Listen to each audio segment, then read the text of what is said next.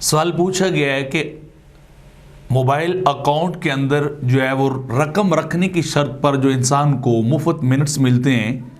ان کا شرعی طور پر حکم کیا ہے؟ تو جواباً عرض یہ ہے کہ یہ بات ذہن کے اندر واضح رہنی چاہیے کہ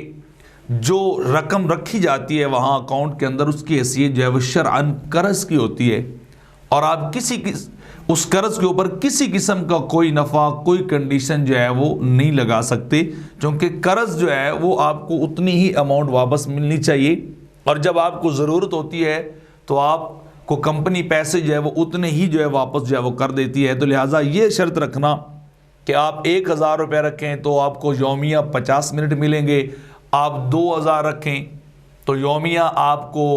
جو ہے وہ 100 منٹ ملیں گے، یا جو ان کی پالیسی ہوگی اس کے مطابق آپ کو منٹس جو ہے ملیں گے، تو یہ منٹس جو ہے وہ سود ہونے کی وجہ سے ناجائز اور حرام ہے۔ اور اکاؤنٹ کو اس نیت سے کھلوانا کہ میں یہ پیسے رکھوں گا اور مجھے روزانہ یہ بینیفٹ منٹس کی صورت میں حاصل ہوتا رہے گا، یہ ایسا اکاؤنٹ بنانا بھی پھر جو اس نیت سے یہ سود اور حرام ہے۔ اگر اس سے ہٹ کر جس کے اندر سود والی صورت نہ ہو، آپ اپنی ویسے ٹرانزیکشن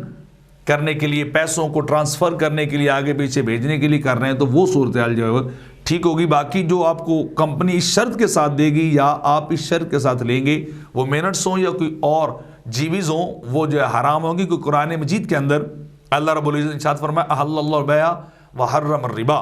جو اللہ نے سود کو حرام کیا ہے اور جو ہے وہ بیع کو اللہ نے حلال کیا، اور حدیث پاک کے اندر بھی کل قرض جر نفع فہو ربا، ہر وہ قرضہ جس کے اوپر نفع حاصل کیا جائے اسی جنس سے تو وہ کیا ہے، وہ ربا اور سود ہوگا۔ تو لہٰذا یہ ایسا جو ہے وہ نہیں کرنا چاہیے۔ اور اس طرح باقی جو ہے کتابیں جو ہیں ان کے اندر بھی فتاوی شامی کے اندر بھی اسی بات کو جو ہے وہ نقل کیا گیا ہے، اور باقی دیگر معنی الاسار کے اندر بھی اس طرح ایک روایت کو جو ہے وہ نقل کیا گیا ہے کہ ثم حرم الربا ذلک وحرم کل قرض جر نفعا،